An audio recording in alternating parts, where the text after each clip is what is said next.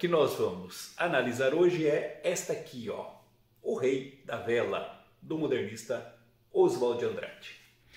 O que eu vou fazer aqui é uma síntese da história para que nós possamos fazer a análise do seu conteúdo crítico, tanto em relação à realidade da época em que ela foi escrita, quanto à realidade contemporânea. A peça está dividida em 3 atos. Na prática, são 3 cenas separadas pelo fechar e abrir das cortinas em um novo cenário. Observe que aqui nós temos a situação característica da agiotagem. Em situação de desespero, o cliente pega um empréstimo a juros muito alto. Fica pagando os juros do empréstimo, mas nunca consegue quitar a dívida, que só cresce. O agiota insensível recusa qualquer acordo e acaba executando a dívida e tirando os bens do cliente, quando este já não consegue mais pagar os juros. Observe também que o agiota ameaça usar a polícia para punir a vítima, em uma clara referência aos crimes do sistema capitalista, que, como veremos na análise final, é o principal alvo das críticas do autor.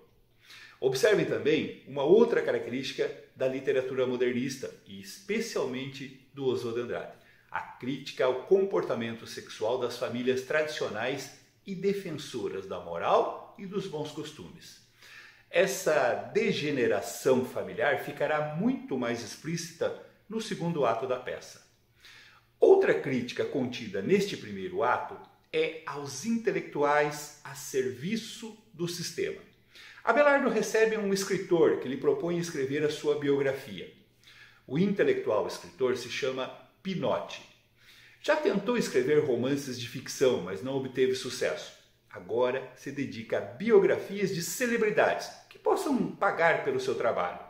O Rei da Vela, como nós dissemos no início, só foi encenada para o público em 1967, 30 anos após a sua publicação, em uma montagem brilhante do Teatro Oficina, sob a direção de José Celso Martinez.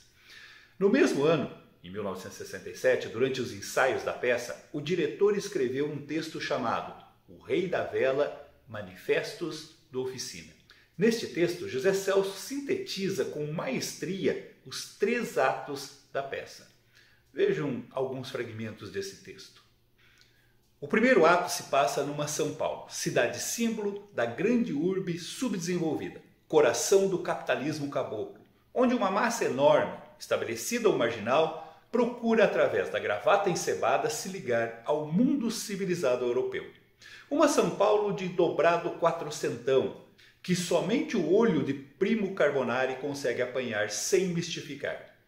O local da ação é um escritório de usura, que passa a ser metáfora de todo um país hipotecado ao imperialismo.